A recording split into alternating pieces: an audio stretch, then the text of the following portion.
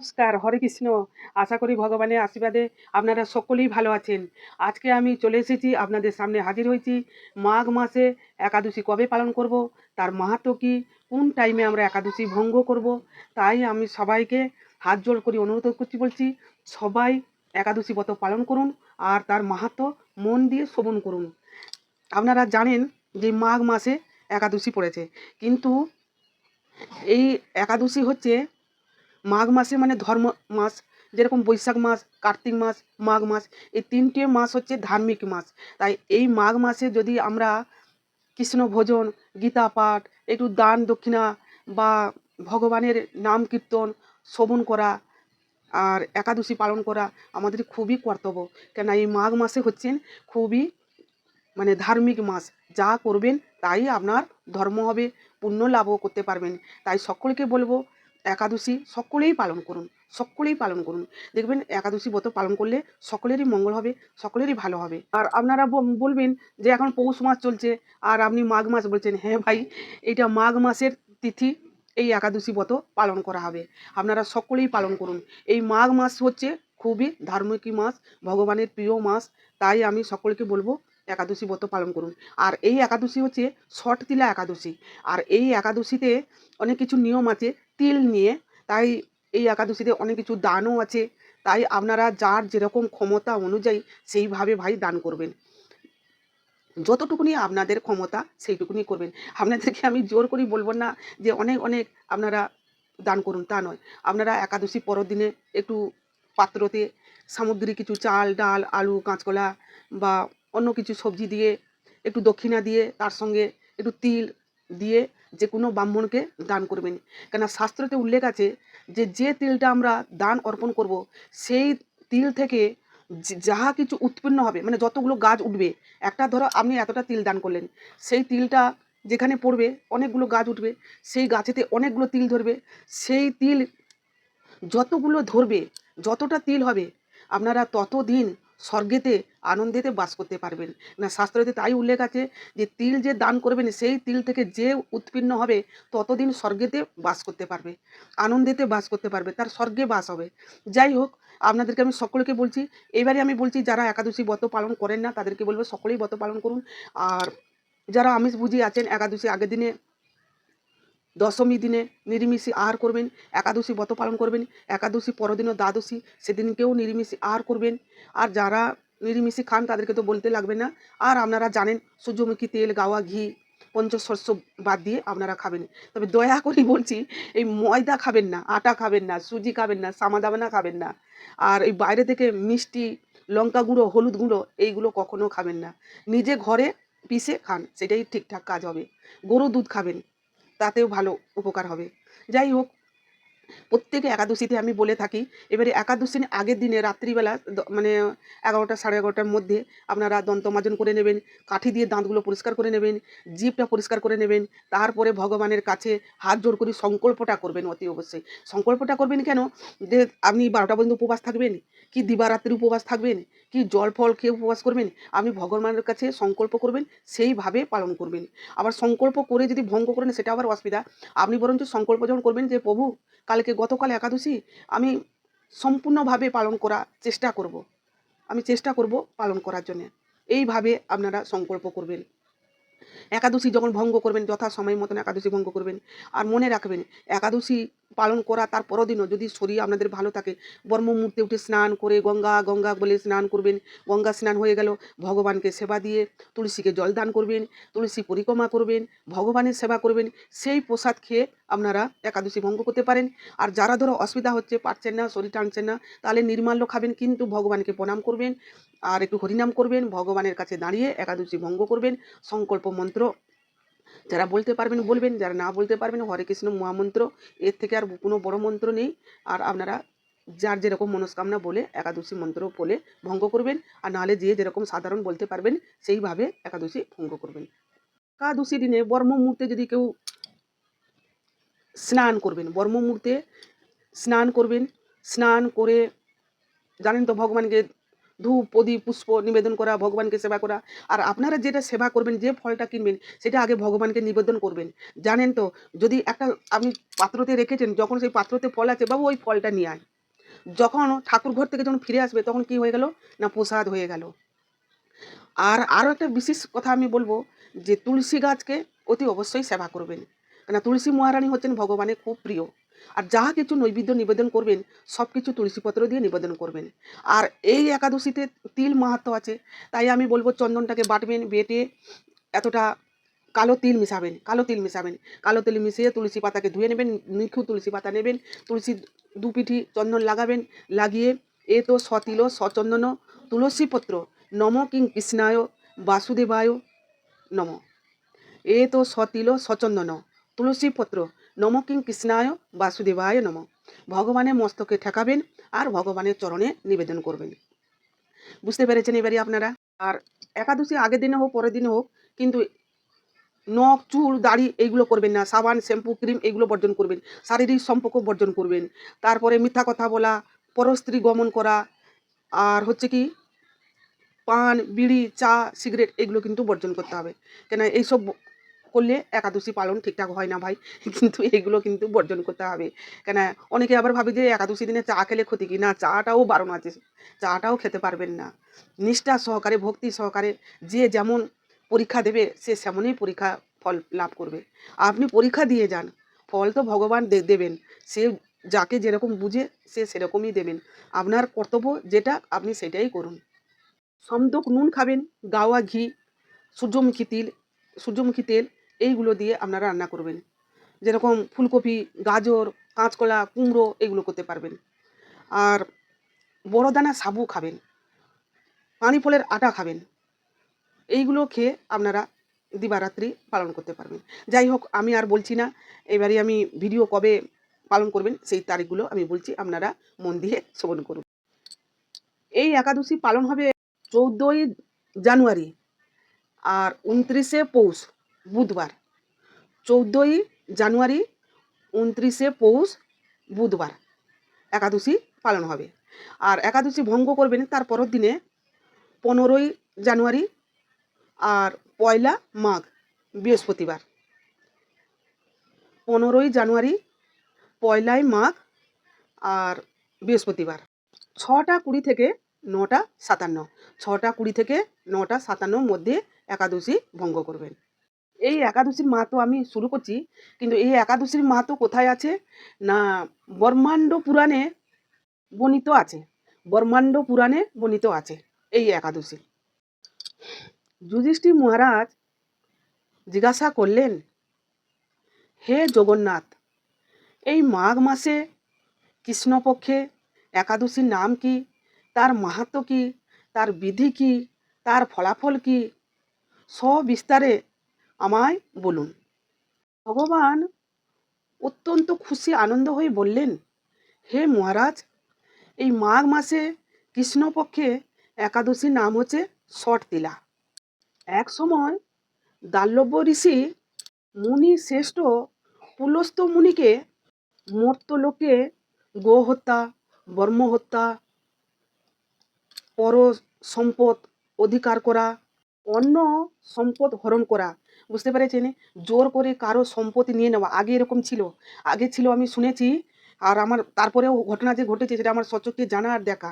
মানে কি করতো, আগে লোকগুলো সব গরিব ছিল, পড়াশোনা জানতো না, মূর্খ ছিল, তারা কি করতো, একটা দলিল নিয়ে যেত, মানে যে মহাজন আছে, যে পয়সাওয়ালা একটু আছে, এবার তাকে দিয়ে ধরো 20 টাকা 50 টাকা কি 100 টাকা নিয়ে এলো, এবার সেটা তারা জীবনযাপন কাটালো। তারপরে দু বছর পরে কি 1 মাসের পরে কি 4 বছর পরে বললো, এই তোর সেই টাকা সুদে আসলে এত টাকা হয়ে গেছে, তোকে এই জমিটা ছেড়ে দিতে হবে।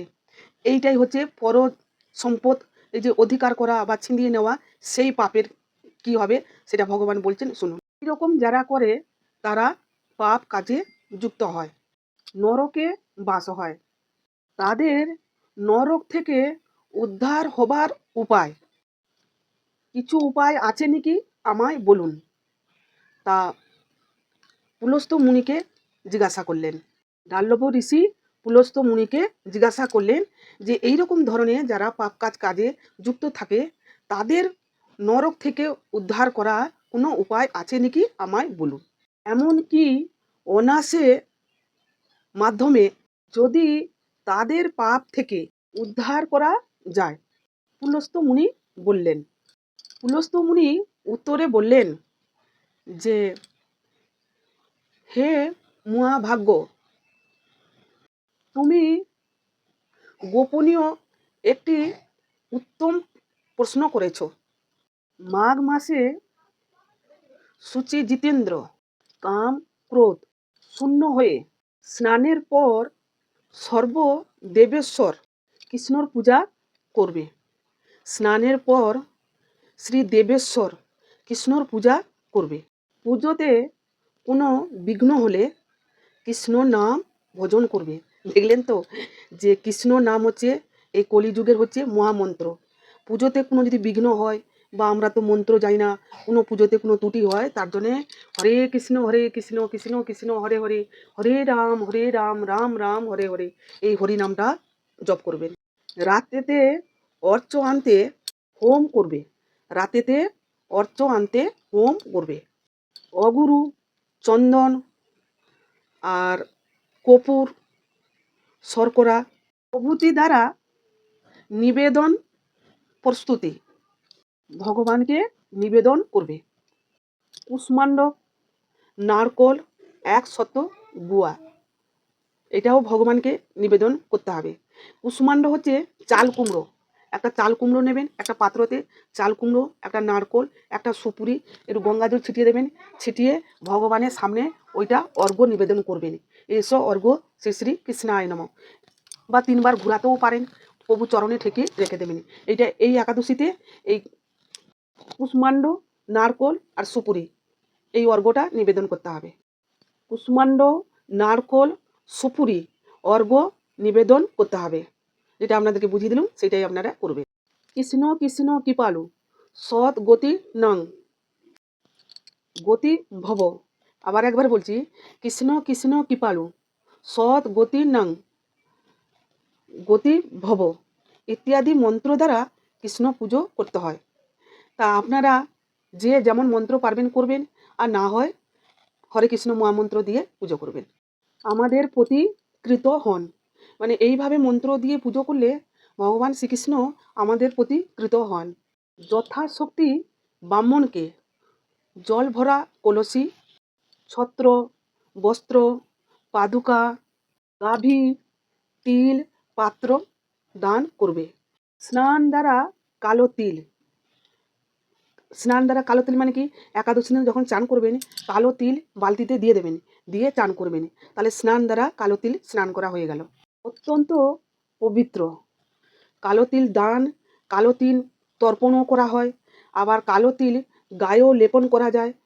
হে দ্বিজোত্তম, ওই তিল থেকে যে তিল উৎপন্ন হবে, ওই তিল থেকে যে উৎপন্ন হয় তত বছর দানকারী স্বর্গেতে বাস করে।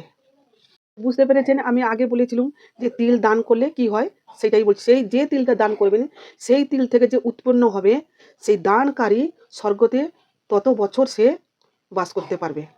তিল দ্বারা স্নান, তিল দ্বারা লেপন, তিল দ্বারা তর্পণ, তিল ভক্ষণ, তিল দান, এই 6 বিধানে সর্ব পাপ নষ্ট হয়। এই 6 বিধানে যারা পারবেন তিল দিয়ে স্নান করবেন, যারা পারবেন শরীরে লেপন করবেন, যারা পারবেন ভক্ষণ করবেন, খাবেন, আবার তিল দান করবেন, আবার তিল তর্পণ করবেন। এই রকম 6 রকম প্রকারে যারা করবে তার সর্ব পাপ নষ্ট হয়। এই জন্য ষট তিলা একাদশী বলা হয়। এরপর ভগবান বললেন কাহিনী। এরপর ভগবান বললেন মহারাজকে এক কাহিনী। ওই কাহিনী নারদ মুনিকে বলেছিলেন। সেই কথাটা যুধিষ্ঠির মহারাজকে ভগবান বলছেন। হে নারদ, পুরাকালে মর্ত্যতে এক ব্রাহ্মণী বাস করত। ব্রাহ্মণী প্রত্যেক দিন খুব সুন্দরভাবে ভগবানের পুজো করত। ব্রাহ্মণী ছিলেন খুবই ধর্মপরায়ণ ছিলেন, বিষ্ণুর ভক্ত ছিলেন। সমস্ত ধর্ম অনুষ্ঠান যাবতীয় ব্রত পালন করতেন, কিন্তু দেহটা ক্ষীণ হয়ে যায়। ব্রাহ্মণী এতবার ব্রত করতেন কিন্তু দেহটা ক্ষীণ হয়, মানে খুব রোগা হয়ে গেছেন, কালো হয়ে গেছেন। কখনো ব্রাহ্মণী কাউকে দান করতেন না, মানে অন্নও দান করেননি, বস্ত্রও দান করেননি, অর্থও দান করেনি। এমনকি ব্রাহ্মণীকে কেউ যদি দান দিতেন, তাহলে উনি দান নিতেন, নিয়ে কুমারী মেয়েকে বা বৃদ্ধ বয়স্ক লোককে বা ব্রাহ্মণকে উনি দান করে দিতেন। মানে ওনাকে যে দান দিতেন সেই দানটা নিজে গ্রহণ করতেন, করেও সেই দানটা ভক্ষণ করতেন না।